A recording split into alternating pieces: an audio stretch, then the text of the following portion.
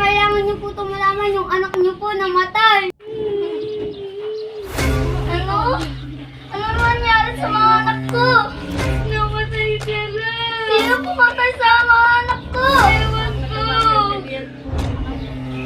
Nakita ko lang na nakabaon. Ito na po yung anak niyo. Ano mangyari dyan? Sino pumatay dyan? Yung dalawa lalaki. Nagbihinigan ko kasi kanina.